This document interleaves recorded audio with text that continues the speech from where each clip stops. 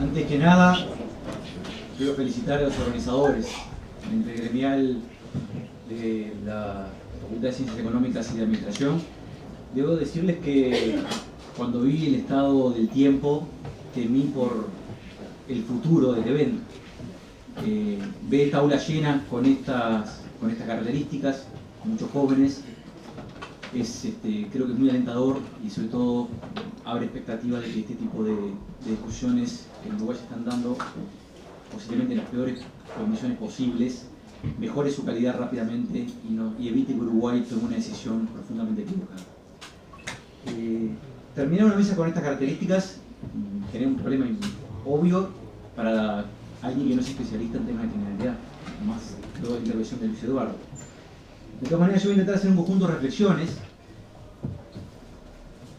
originadas antes que nada en mi convicción de ciudadano y no de economista, pero donde voy a intentar incorporar también algunos razonamientos propios de la economía, simplemente para ayudar a construir un conjunto de líneas argumentales que eviten que el país se encamine a una resolución profundamente equivocada en este plano. Hay un conjunto de hechos utilizados que son fácilmente distinguibles en la discusión sobre el tema de criminalidad desde la economía, pero creo que es generalizable de otras ciencias sociales, que yo lo resumiría en tres hechos utilizados que además deberían marcar las características del debate. El primero de ellos, y el más importante: las sociedades con mayor prevalencia del delito no son las sociedades donde se castiga menos, son las sociedades donde se castiga más. El castigo es el resultado de la prevalencia del delito y no una solución a la prevalencia del delito. En segundo lugar, las sociedades en donde la prevalencia del delito es menor, dado el mismo nivel de desarrollo relativo, que es lo que importa comparar, son sociedades que tienen una característica básica: son sociedades mucho más cohesionadas socialmente. Eso implica varias dimensiones de la cohesión social, un término complejo y difícil de definir, pero que tiene algunas implicancias claras y directas. La primera de ellas, sociedades más cohesionadas socialmente, son sociedades menos desiguales desde el punto de vista del acceso a los recursos de esa sociedad. Son sociedades donde los problemas de la discriminación por problemas de género, de raza, de localización geográfica, están mucho más controlados que en otras sociedades. Son sociedades donde el problema de la segregación, la dimensión de la segregación residencial, por ejemplo, es particularmente relevante, tiene una implicancias mucho más tenues que en otras sociedades. Esas son las sociedades donde la prevalencia del delito es menor. Y son sociedades donde también las normas penales suelen ser mucho más blandas. Por lo tanto, no es el incremento de las penas o del castigo, no es una solución al problema de la criminalidad. Es en todo caso un emergente de ese problema. La segunda cuestión, que creo tan importante como la primera, y Luis Eduardo marcaba eso en una dirección precisa: no hay evidencia académica que señale que el incremento de las penas reduce el delito. No existe en ninguna de las ciencias sociales. He hecho una revisión relativamente sistemática los últimos días cuando me obligaron a estar en este evento, hablando, iba a estar de todas maneras. Y en realidad lo que uno encuentra es una causalidad inversa. La causalidad inversa justamente va desde la prevalencia del delito hacia los incrementos del castigo. Y quizás hay que preguntarse cuáles son las razones de economía política, de toma de decisiones en sociedades que implican estas características. ¿Sí? Esa literatura señala otro elemento importante, que es que el incremento de las penas, el incremento del castigo, y esto en particular es una forma particular de castigo, es extender un derecho propio del adulto, ¿sí?, la aplicación de derecho penal propio de la asociación del adulto a la adolescencia, suelen venir acompañadas también con otro tipo de prevalencias en la sociedad. Por ejemplo, la aceptación de la violencia como mecanismo para dilucidar conflictos. No es casual que en Estados Unidos, país donde este tema está marcado de distintas maneras, la discusión sobre tenencia de armas tiene que ver con este tipo de elementos.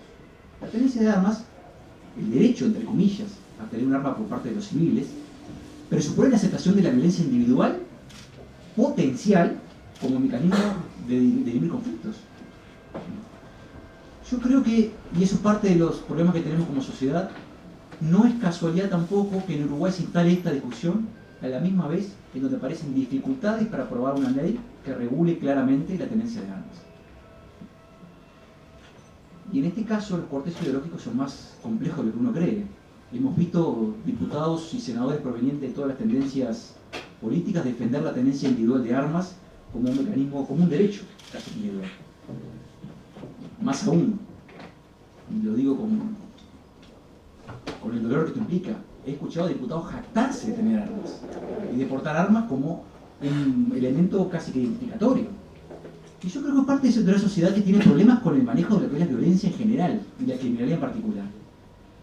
Las sociedades donde también hay menor prevalencia de delitos son sociedades donde este tipo de supuestos derechos, que no lo son, están más acotados. No creo que sean discusiones paralelas ni independientes. Son el síntoma de factores similares. Ahora bien, ¿qué implica reducir la edad de imputabilidad? ¿Qué implica aplicar un derecho penal propio de los adultos a los adolescentes? Presupone incidir también en normas de conducta. Si la adolescencia presupone también un proceso de aprendizaje, como sucede a lo largo de toda la vida, pero en la adolescencia en particular, eso tiene ciertas caricias bastante particulares, asumir que el castigo es similar al de un adulto, asumir que la pena es el encarcelamiento, es punitivo, no es formativo, es asumir también que ese adolescente va a vivir a lo largo de toda su trayectoria vital con normas, con un conjunto de normas de conducta diferentes al resto de la sociedad. Y por lo tanto, difícilmente constituye un mecanismo para reintegrar, constituye exclusivamente un mecanismo punitivo. La preocupación no es intentar que un adolescente que tiene conflictos con la ley supere esa situación de conflictividad con la ley y se integre a otras redes sociales. La preocupación es castigarlo, y dentro de ese castigo son propias las normas de separación del resto de la sociedad. Es separarlo más del resto dentro de la comillas que podemos llamar una sociedad normal. Hay toda una literatura relativamente reciente en economía que trabaja con el concepto de redes, como ha sucedido también en otras ciencias. El concepto de redes permite trabajar con la noción de cohesión social y con la noción de integración social de una manera mucho más sistemática. Y yo creo que ahí hay un camino para explorar elementos básicos. No es el vínculo entre incidencia de la criminalidad y su combate, no es la lógica del crimen y el castigo, mal citado muchas veces de la obra de Dostoyevsky, donde se plantea que justamente el castigo genera un desincentivo al crimen, sino que pensar en términos de redes sociales.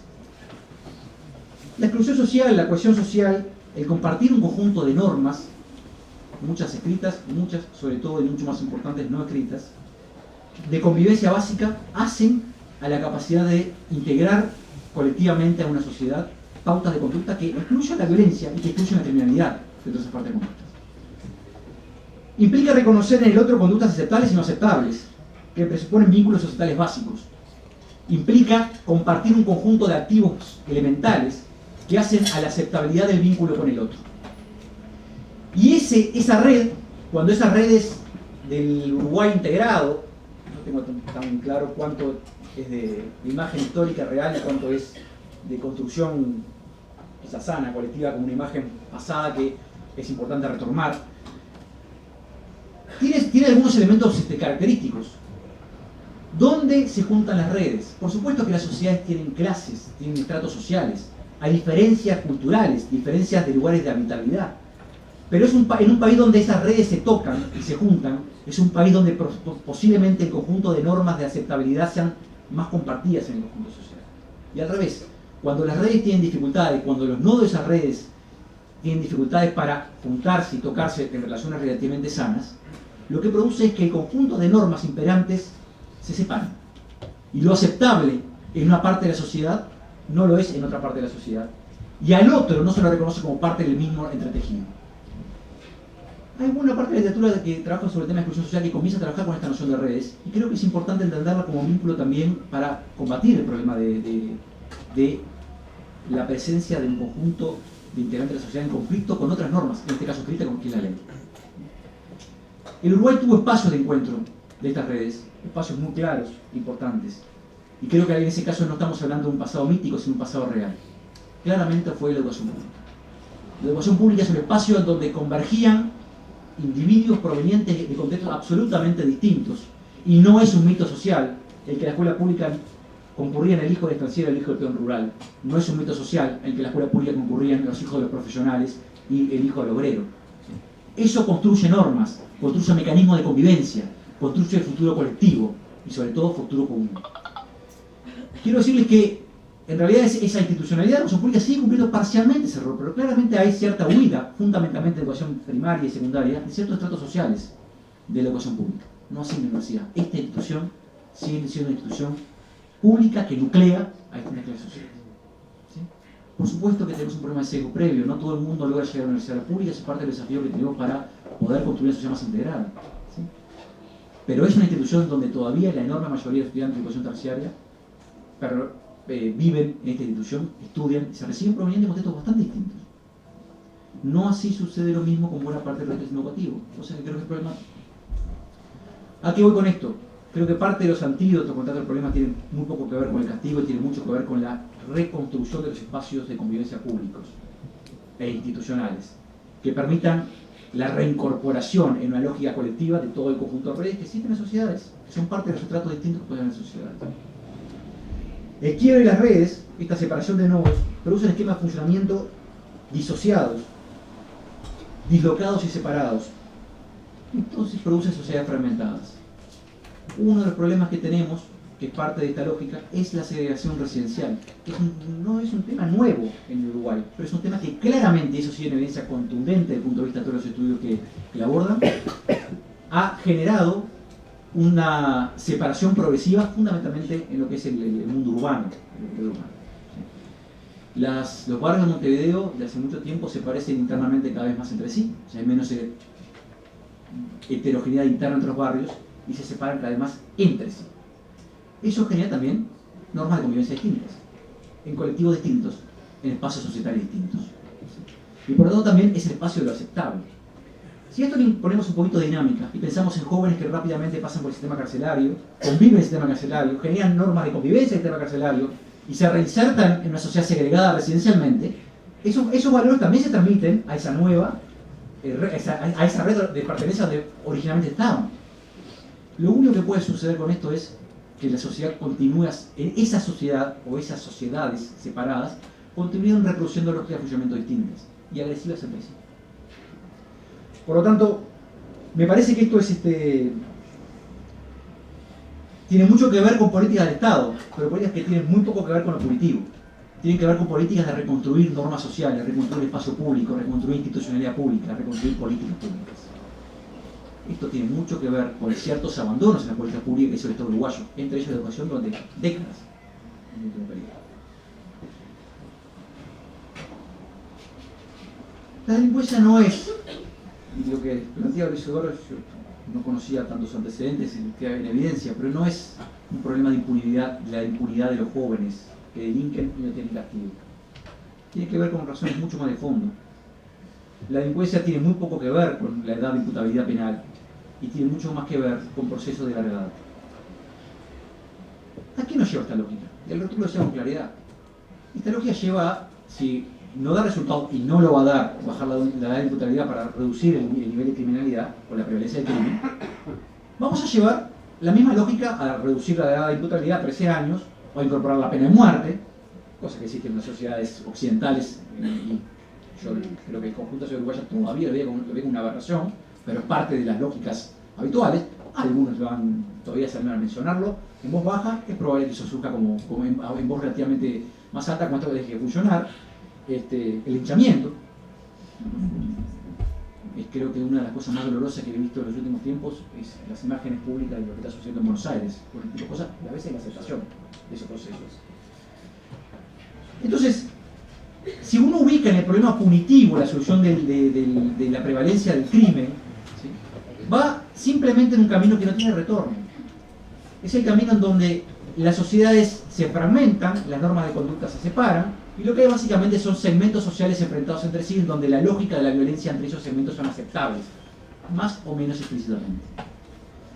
Si esto le sumamos, si es parte de los problemas que tiene Uruguay y en particular otros países de la región, claramente aquellos donde la incidencia del crimen organizado es mucho más alto, que el crimen comienza a constituir una trayectoria vital aceptada, y una trayectoria vital en donde aquellos jóvenes que provienen de hogares desfavorecidos, segmentados, segregados y discriminados, ven como un espacio de realización personal, no solamente en términos de obtención de recursos, sino en términos de reconocimiento social. Eso es la lógica que puede llevar definitivamente que el Uruguay se fragmente, mucho más de lo que estamos hoy y que tenemos mayor incidencia de criminalidad. Hay que preocuparse mucho más por la norma de conducta y cómo se genera esa norma de conducta y cómo el Estado contribuye a la construcción de políticas universales, comunes, que nos vinculen y nos unifiquen, que problemas de tipo cognitivo. No obstante, y dada mi pobre participación en esto, quiero terminar con una preocupación personal, que va en un sentido parecido al planteado del rector. Temo que se cometa el error de ignorar que esto es una preocupación pública. Temo que simplemente nos quedemos en una discusión en torno a los principios, que son absolutamente válidos, sobre la aberrante que puede ser reducir la edad de imputabilidad. Y no asumamos el problema de el temor a la violencia, ya sea temor efectivo o creado, ¿sí? O el temor al crimen, como un dato social importante. El orden, la noción de orden propia de las sociedades conservadoras, de los partidos conservadores, es una noción aglutinante. Y es una noción aglutinante de sectores sociales que están más expuestos al problema de violencia. Y los sectores sociales más expuestos al problema de violencia afectiva son los sociales también más protegidos. ¿Sí? Esto ha tenido resultados en algunos contextos muy negativos desde el punto de vista de retrocesos en la aceptación y consolidación de derechos públicos y en la utilización del temor como mecanismo para la negación de ciertas libertades básicas.